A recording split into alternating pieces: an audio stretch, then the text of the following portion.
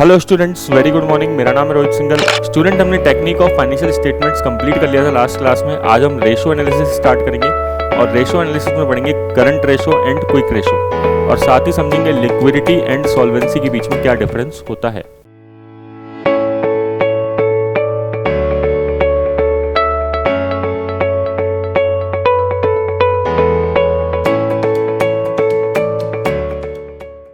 Hello students, very good morning. मेरा नाम है रोहित सिंघल और हम डिस्कस कर रहे हैं आरएएस मेंस का अकाउंटिंग एंड ऑडिटिंग।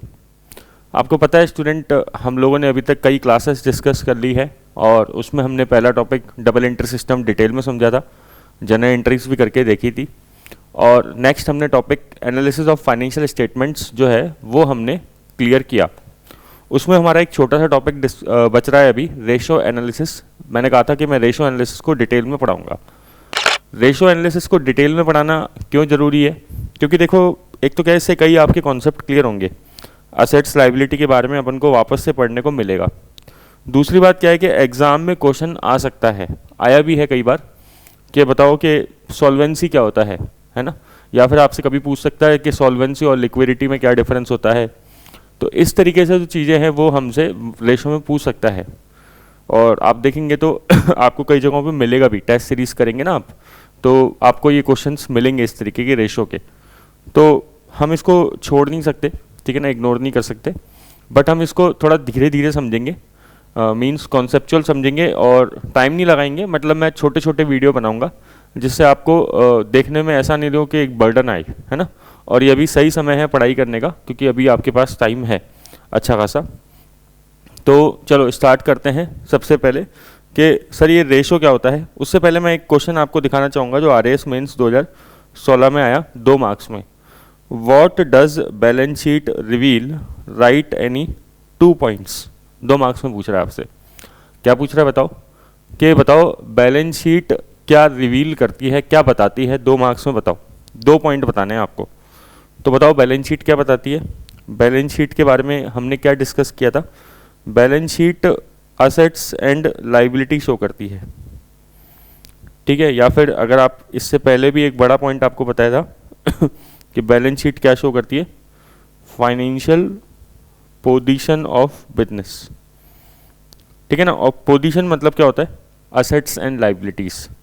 तो बैलेंस शीट एक कंपनी के एक पॉइंट ऑफ टाइम की, भले ये मत लिखो पॉइंट ऑफ टाइम, बट आप बस ये लिखो कि balance sheet financial position show करती है। Financial position means asset and liability show करती है किसी भी कंपनी की।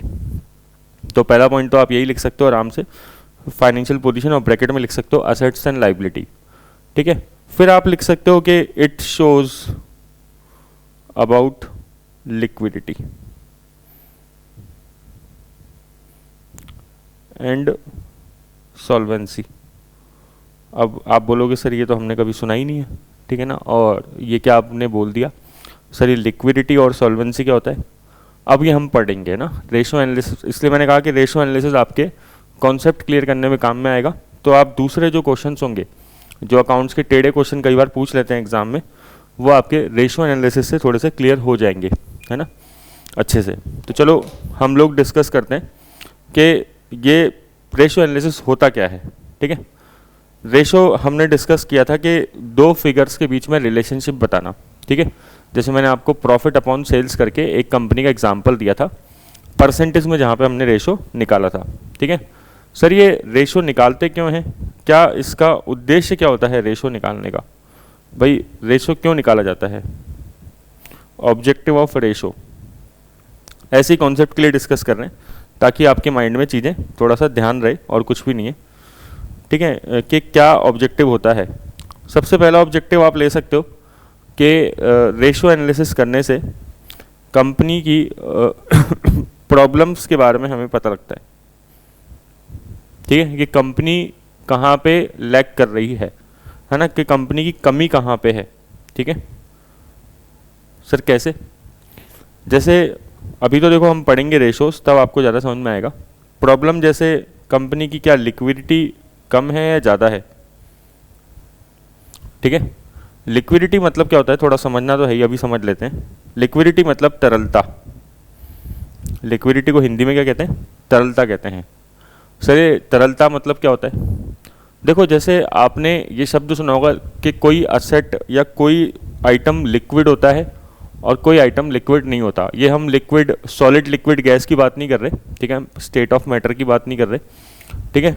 तो आपने कभी जनरल डिस्कशन कभी सुना हो तो, ठीक है, आप फैमिली वाले लोग बैठे हुए हैं और फाइनेंशियल डिस्कशन कर रहे हैं, और आपने कभी सुना हो कि यार प्रॉपर्टी लेना लिक्विड नहीं है लेकिन शेयर लेना लिक्विड है।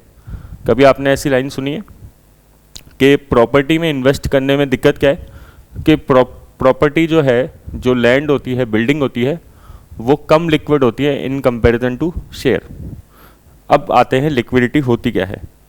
लिक्विडिटी मतलब वो चीज़ जिसके वेरिएबल्स कम होते हैं। ध्यान रखना लिक्विडिटी इंपॉर्टेंट टर्म है, ठीक है, डायरेक्टली एग्जाम में पूछ सकता है आपसे।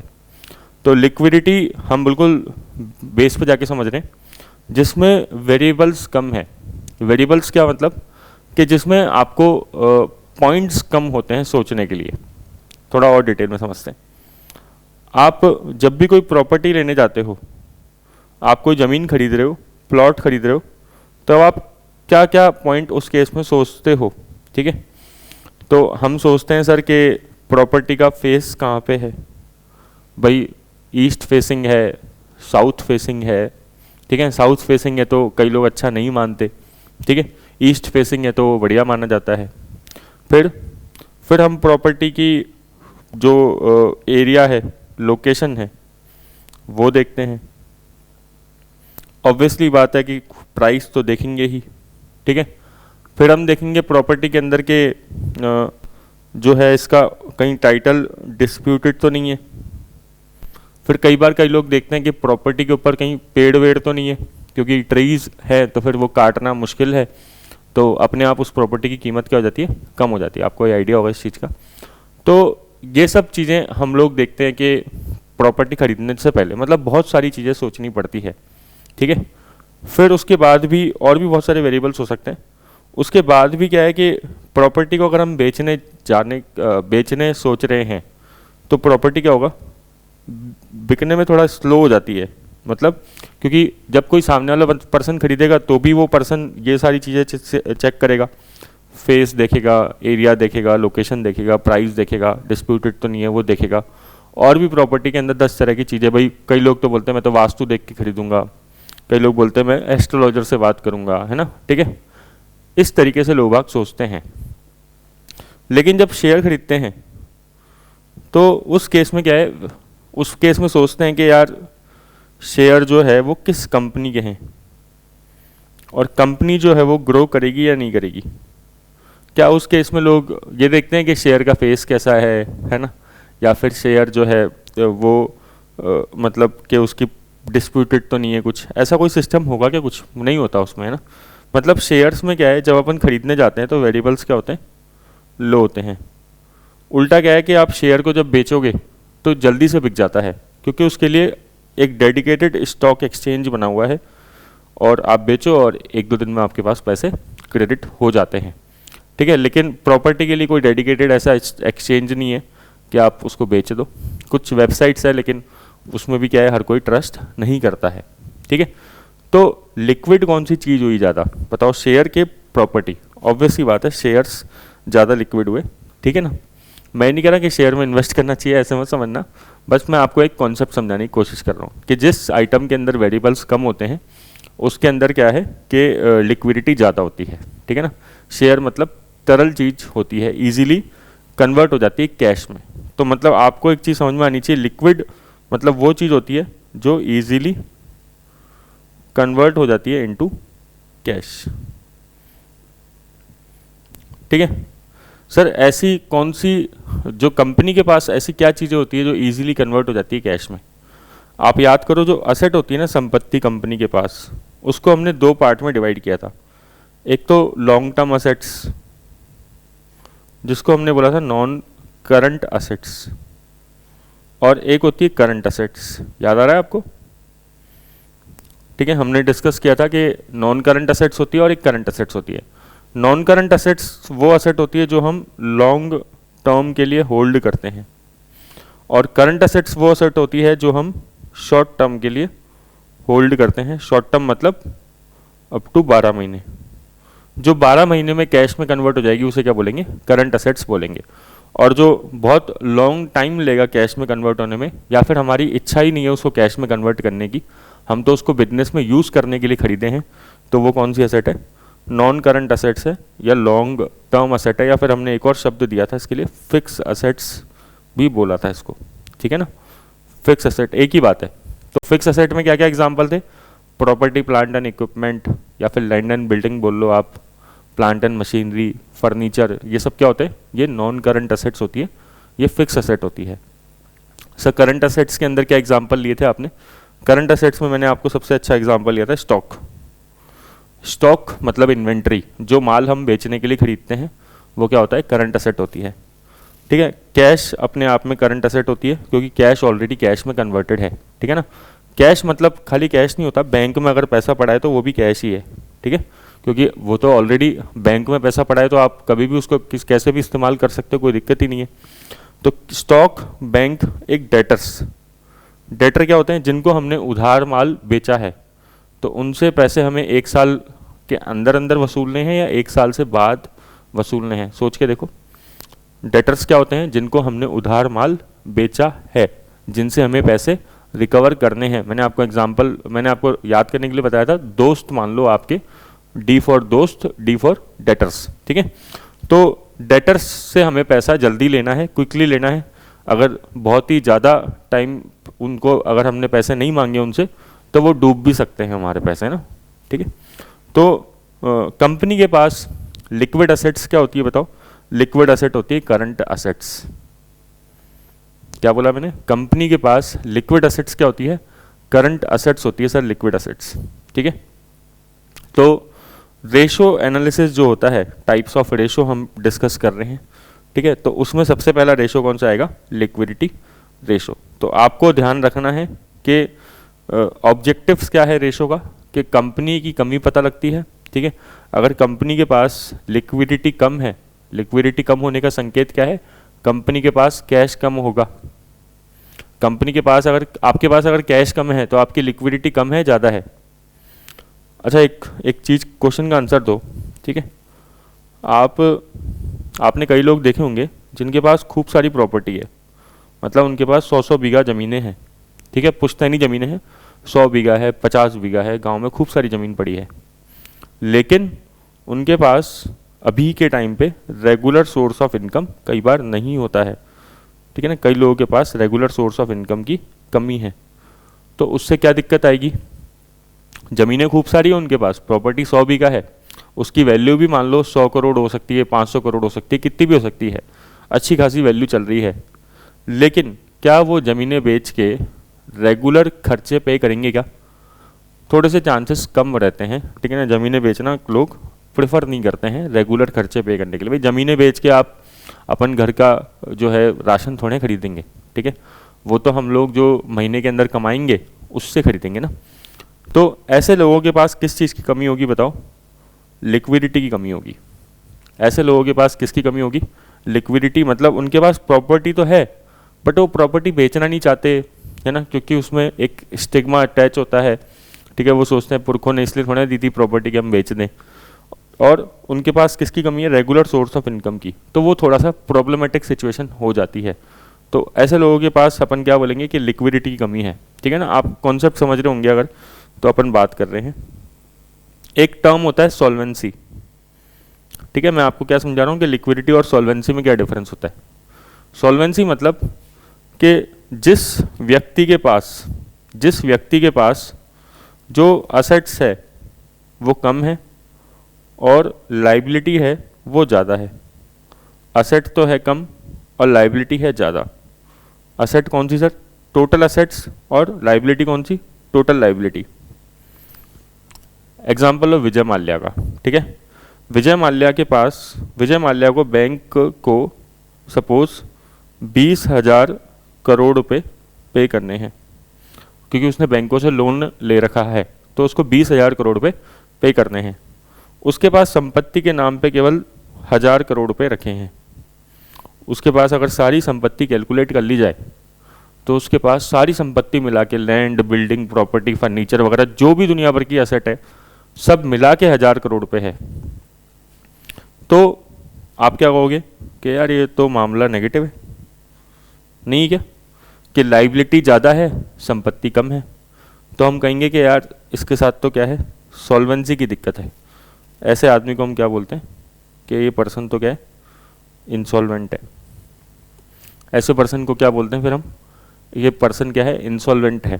ठीक है, तो सॉल्वेंसी मतलब क्या होता है, सॉल्वेंसी मतलब कि आपकी अगर असेट अच्छी है, आपकी असेट ज़्यादा है और संपत्ति, आपकी लाइबिलिटी कम है, आपकी संपत्ति ज़्यादा है और आपकी दायित्व कम है, ठीक है, तो हम कहेंगे आप सॉल्वेंट हैं, आप बढ़िया पोजीशन में हैं। ठीक है, अगर आपकी असेट ज़्यादा है और आपके दायित्व कम है तो हम क्या बोलेंगे, यू आर सॉल्वेंट पर्सन। ठीक है, you are in good position, आप अच्छी पोजीशन पे हो। लेकिन इसका रिवर्स, अगर आपको पैसे लोगों को ज़्यादा देने हैं, आपको मार्केट में उधार चुकानी है, लाइबिलिटी आपके पास ज़्यादा है, असेट कम है, तो हम ऐसे लोगों को बोलेंगे इंसॉल्वेंट पर्सन। ठीक है ना, इंसॉल्वेंट पर्सन, जैसे बायजूस के साथ हुआ, है ना। असेट माइनस लाइबिलिटी, पता है एक टर्म होता है, आपने कभी सुना हो तो, असेट माइनस लाइबिलिटी को नेटवर्थ भी बोलते हैं। कभी सुना हो आपने ये टर्म, नेटवर्थ। ठीक है, तो अगर असेट ज़्यादा है और लाइबिलिटी कम है तो हम कहते हैं नेटवर्थ आपकी पॉजिटिव है। भाई जैसे आप लोग हो तो आप सबकी क्या है, असेट ज़्यादा है आपके पास, लाइबिलिटी कम है, तो आप लोग क्या हो, आपकी नेटवर्थ पॉजिटिव है। ठीक है ना, इसको आप कैपिटल भी समझ सकते हो। ठीक है ना, आपकी पूंजी बिजनेस में बची हुई है, आपके पास पूंजी है खुद की। ठीक है, लेकिन अगर आपके पास संपत्ति बहुत कम है और दायित्व बहुत ज़्यादा है तो हम कहेंगे कि आपकी नेटवर्थ जो है वो नेगेटिव जा चुकी है। आप चेक करो बायजूस की नेटवर्थ, ठीक है, वो नेगेटिव में है। ठीक है, क्योंकि उसको लाइबिलिटीज़ पे ज़्यादा करनी थी और असेट उसके पास क्या थी, बहुत कम थी। तो ये सारी पिक्चर जो होती है, चाहे सॉल्वेंसी हो, चाहे लिक्विडिटी हो, ये सब किधर पता लगती है, ये सब बैलेंस शीट से पता लगती है। तो जब आप ये क्वेश्चन अगर पढ़ो, what does the balance sheet reveal, तो आप इसमें लिख सकते हो it shows about the liquidity and solvency. ठीक है, साथ में जब आपसे रेशियो एनालिसिस के बारे में कुछ पूछेगा, ठीक है, कि रेशियो एनालिसिस का ऑब्जेक्टिव क्या है, तो आप बता सकते हो कि इससे कंपनी की प्रॉब्लम्स के अंदर प्रॉब्लम्स के बारे में पता लगता है, या फिर कंपनी के, ना केवल प्रॉब्लम, कंपनी के जो स्ट्रॉन्ग पॉइंट्स हैं, कंपनी के जो मतलब क्या क्षमताएं हैं उसके बारे में भी पता लगता है। तो वो क्षमताएं क्या होती है, कंपनी की लिक्विडिटी अच्छी है, कंपनी की सॉल्वेंसी अच्छी है, तो हम क्या बोलेंगे कि company is in a good position, अच्छी पोजीशन में है। ठीक है, और भी फिर ऑब्जेक्टिव्स हो सकते हैं, जैसे कि कंपनी फाइनेंशियल एनालिसिस करना चाहती है। ठीक है, तो धीरे धीरे हम पढ़ेंगे तो आगे आप अपने आप आपको समझ में आ जाएंगी। तो रेशो एनालिसिस में सबसे मेन रेशो, सबसे पहला टाइप क्या होता है, लिक्विडिटी रेशो। हमने लिक्विडिटी का मतलब समझा, लिक्विडिटी का मतलब क्या है, तरलता। ठीक है ना, लिक्विडिटी मतलब क्या होता है, हम बात कर रहे हैं किसकी, शॉर्ट टर्म असेट की और लाइबिलिटी की। आओ थोड़ा इसको और डिटेल में समझते हैं। अब ये देखो, ये आपको जो ब्रॉड कैटेगरी है रेशो की, वो लिक्विडिटी है, एक्टिविटी है, प्रॉफिटेबिलिटी है एंड मार्केट रेशो है। ये 4 ब्रॉड कैटेगरी है। इसमें 5वीं और जोड़ सकते हो आप, कौन सी, सॉल्वेंसी। ठीक है, इसमें 5वीं और ऐड कर सकते हैं अपन, कौन सी, सॉल्वेंसी रेशो भी ऐड कर सकते हैं। तो ये 5 ब्रॉड कैटेगरी आपकी क्या होती है, टाइप्स ऑफ रेशो होता है। ठीक है, सर समझ में आया। तो सबसे पहले हमें क्या करना है, पहले लिक्विडिटी पढ़ना है, फिर हम एक्टिविटी या टर्नओवर रेशो पढ़ लेंगे, फिर प्रॉफिटेबिलिटी पढ़ लेंगे, फिर थोड़ा सॉल्वेंसी के बारे में भी देख लेंगे। ठीक है, तो अब हम पढ़ते हैं, अब स्टार्ट करते हैं पहली category of ratio, liquidity ratio हम स्टार्ट कर रहे हैं। लिक्विडिटी रेशो बहुत छोटे कम रेशोज है। ठीक है ना, मतलब केवल 2 ही रेशो होते हैं, एक तो करंट रेशो होता है और एक क्विक रेशो होता है। इसमें केवल 2 ही रेशो आते हैं। तो आपसे एग्जाम में पूछ सकता है कि करंट रेशो क्या होता है और क्विक रेशो क्या होता है। क्विक रेशो को ही एसिड टेस्ट रेशो बोलते हैं। मैंने कई बार टेस्ट सीरीज में ये क्वेश्चन देखा है कि what do you mean by acid test ratio, तो आपको कंफ्यूज नहीं होना है। ठीक है, इसी को ही लिक्विड रेशो भी बोल सकते हैं। ठीक है, एक और नाम दे सकते हैं, लिक्विड रेशो। सर अब डिस्कस करो ये लिक्विडिटी होती क्या है। तो मैंने आपको बताया लिक्विडिटी क्या होती है। लिक्विडिटी मतलब कंपनी की ability to convert current assets into cash, कि कंपनी अपने करंट असेट्स को कितना, कंपनी के पास करंट असेट्स है भी कि नहीं। करंट असेट्स क्या होती है बताओ? वो असेट जो जिसका मैच्योरिटी पीरियड 1 साल के अंदर अंदर हो जाता है। हम इतनी बार चीज़ों को रिवाइज करेंगे कि आपको चीज़ें बिल्कुल ढंग से समझ में आ जाएगी अच्छे से।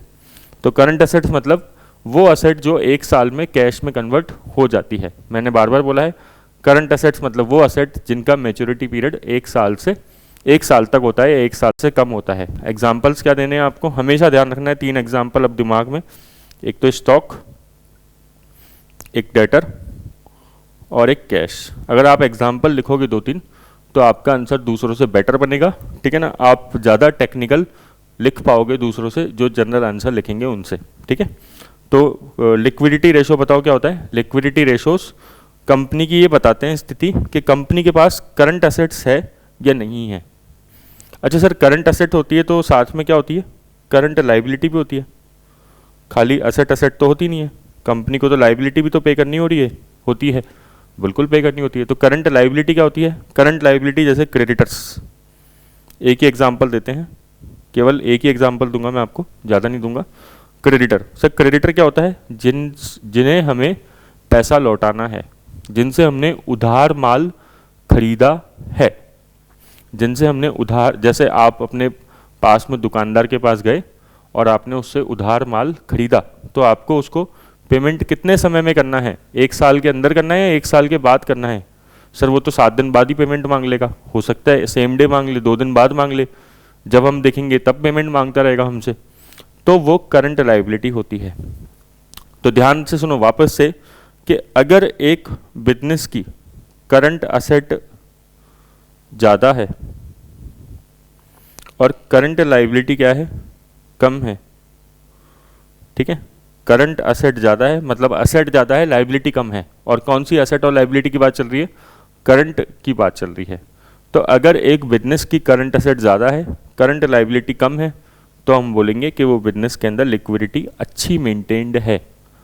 अगर आपके पर्स में पैसे रखे हैं ना, है ना, और आपके पर्स में रखे हैं पैसे 10,000 रुपये, या आप पर्स मतलब कि यूपीआई सब मिला के बैंक खाते वगैरह, और आपसे लोग केवल 1,000 रुपये मांगते हैं, है ना।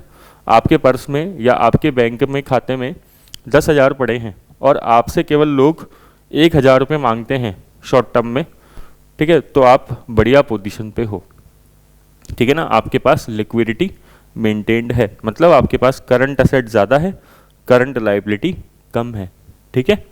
अब आते हैं करंट रेशो पे। सर ये करंट रेशो क्या होता है, देख लेते हैं। करंट रेशो एक फॉर्मूला होता है जो current assets upon current liability से निकलता है, ठीक है ना। फॉर्मूला क्या है?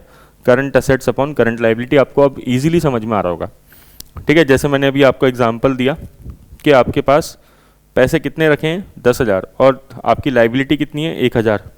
तो बताओ करंट रेशो कितना आया? 10:1, ठीक है ना। इसको प्रपोर्शन में निकाला जाता है, तो ये प्रपोर्शन का साइन होता है, ठीक है। 10:1 मतलब क्या है इसका? इसका अगर आप मतलब समझोगे तो सिंपल है कि आपको लाइबिलिटी कितनी पे करनी है? 1 रुपये। आपको लाइबिलिटी कितनी पे करनी है? 1 रुपये। और हर 1 रुपये की लाइबिलिटी पे करने के लिए आपके पास असेट कितने की है? 10 रुपये की। आपको लाइबिलिटी कितनी पे करनी है? 1 रुपये। और हर 1 रुपये की लाइबिलिटी पे करने के लिए आपके पास संपत्ति कितनी है? करंट असेट्स कितनी है? 10 रुपये की करंट असेट्स है, ठीक है। तो सर हम इसमें जो मशीन प्लांट और लैंड बिल्डिंग वो सब जो है वो असेट क्यों नहीं गिनते? भाई मैंने आपको बताया था कि आप छोटी लाइबिलिटी पे करने के लिए उन बड़ी बड़ी असेट को थोड़ा बेचोगे, ठीक है। अगर अपने घर का बिजली का बिल आया है तो अपन क्या प्रॉपर्टी बेच के उस बिजली के बिल को थोड़ा चुकाएंगे, ठीक है। वो तो हमें जो रेगुलर सोर्स होता है इनकम का उससे निकालना पड़ेगा ना। तो वो ये कहानी है और कुछ भी नहीं है, ठीक है ना, व्यवहारिक टर्म्स में समझने के लिए। और बाकी टेक्निकल मैंने बताया कि current ratio simple current assets upon current liability, ठीक है। तो अगर करंट असेट्स ज़्यादा है, ठीक है, और करंट लाइबिलिटी कम है तो ये अच्छी पोजीशन है। बट मैं इससे ज़्यादा एनालिसिस नहीं करूँगा इसका, ठीक है। एनालिसिस खूब कर सकते हैं हम, आधे घंटे तक इस पर बातें कर सकते हैं, बट वो आपके काम की नहीं है कि ज़्यादा करंट रेशो भी ख़राब होता है, ठीक है ना, 2:1 इसका आइडियल रेशो होता है, बट वो सब हमारे मतलब की बात नहीं है, तो मैं इसको यहीं ड्रॉप कर रहा हूँ, बस खत्म हो गया ये, है ना। करंट असेट्स के मैंने 2-3 एग्जाम्पल दिए, ठीक है। आपको केवल 3 एग्जाम्पल याद रखने हैं, मैंने लिखे दुनिया भर के हैं। स्टॉक याद रखना है, डेटर याद रखना है और कैश याद रखना है बस। और ज़्यादा से आप बैंक का बैलेंस याद रख लो, कैश और बैंक एक ही चीज़ होती है, बाकी ये सब याद मत रखना, ठीक है। करंट लाइबिलिटी का क्या एग्जाम्पल याद रखना है, केवल एक क्रेडिटर्स।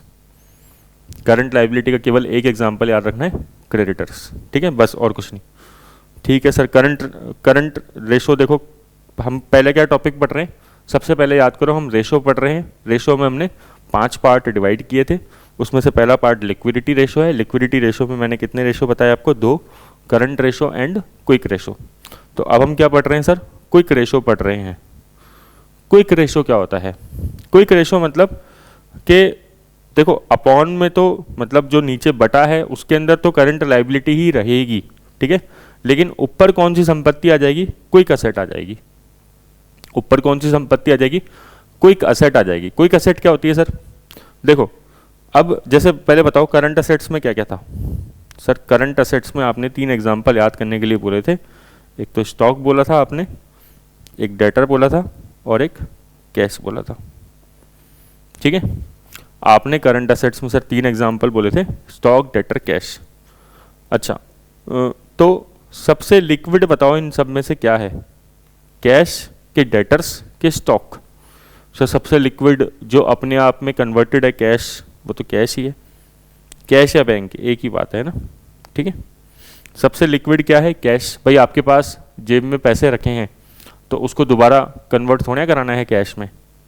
अच्छा, फिर डेटर मतलब क्या होते हैं सर, जिसको हमने उधार माल बेच दिया। ये जो स्टॉक था ये ऑलरेडी किस में कन्वर्ट हो चुका होगा, डेटर्स में। सोचो आप, भाई आपकी दुकान में स्टेशनरी का सामान रखा है, कॉपी रखी है, नोट्स रखे हैं, आपने किसी स्टूडेंट को बेच दिए वो, है ना। तो वो स्टूडेंट, अभी उस स्टूडेंट ने पैसे नहीं दिए तो वो स्टूडेंट क्या बन गया आपका, डेटर्स, ठीक है। तो स्टॉक किस में कन्वर्ट होता है, डेटर में। और डेटर से बाद में आप क्या लेते हो, कैश लेते हो। सोचो यही तो होता है कि पहले स्टॉक होता है आपकी दुकान में, ठीक है, फिर आप क्या करोगे, उसको उधार माल बेचोगे और लास्ट में आपको क्या मिलेगा, कैश, ठीक है। इसी को वैसे ऑपरेटिंग साइकिल बोलते हैं, ठीक है, बट अभी नहीं बताऊंगा मैं आपको। ऑपरेटिंग साइकिल एग्जाम में पूछा हुआ क्वेश्चन है, तो यही ऑपरेटिंग साइकिल होती है, स्टॉक से डेटर्स में, डेटर से कैश में कन्वर्ट होना, ठीक है। बट उसको छोड़ो अभी। तो हमने उधार माल बेचा, कई बार वैसे नगद भी बेच सकते हैं, तो डायरेक्टली स्टॉक किस में कन्वर्ट हो जाता है, कैश में, डेटर हट जाते हैं। भाई हम तो ऐसे लिख देते हैं कि दुकान पे आज नगद कल उधार, ठीक है, तो डेटर आएगा ही नहीं, ठीक है, डेटर जनरेट ही नहीं होंगे, सीधा स्टॉक किस में बिकेगा, कैश में। पेट्रोल पंप वालों के पास जाते हो वो उधार थोड़ा देते हैं आपको। तो करंट असेट्स में क्या आता है, स्टॉक, डेटर, कैश। इन सब में से सबसे वीक करंट असेट्स कौन सी है, जिसको हमें थोड़ा सबसे ज़्यादा टाइम लगेगा कन्वर्ट होने में कैश में। सबसे वीक है स्टॉक, क्योंकि डेटर जो है उसको तो हम उधार माल बेच चुके हैं, तो उससे तो कैश लेने का राइट रखते हैं। लेकिन जो हमारे पास माल अभी हमारे दुकान पे रखा हुआ है, जो स्टॉक पड़ा हुआ है, वो सबसे वीक करंट असेट्स कहलाती है।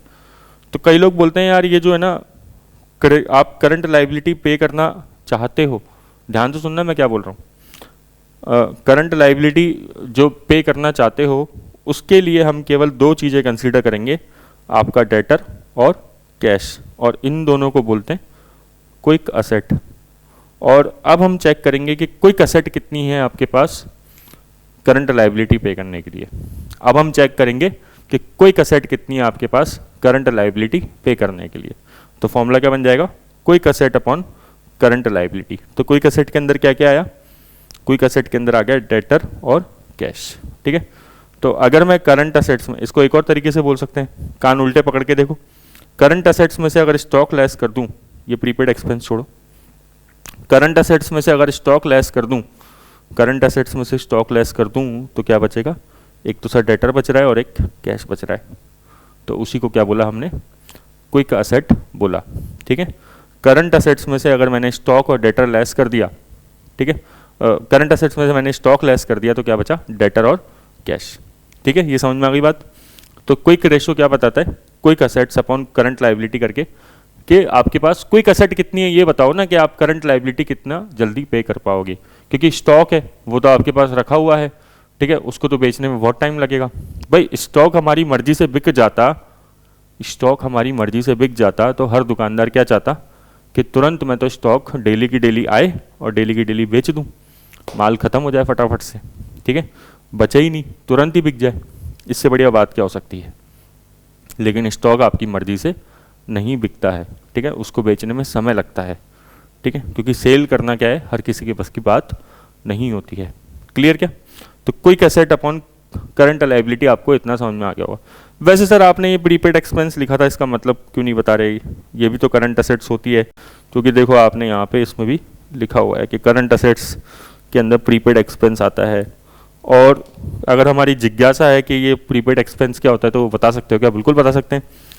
प्रीपेड एक्सपेंस मतलब ऐसे एक्सपेंस जैसे आप प्रीपेड रिचार्ज कराते हो मोबाइल के अंदर, आप प्रीपेड रिचार्ज कराते हो मोबाइल के अंदर, उसका क्या मतलब होता है कि आपने पैसे एडवांस दे दिए और सर्विसेज बाद में मिलेंगी।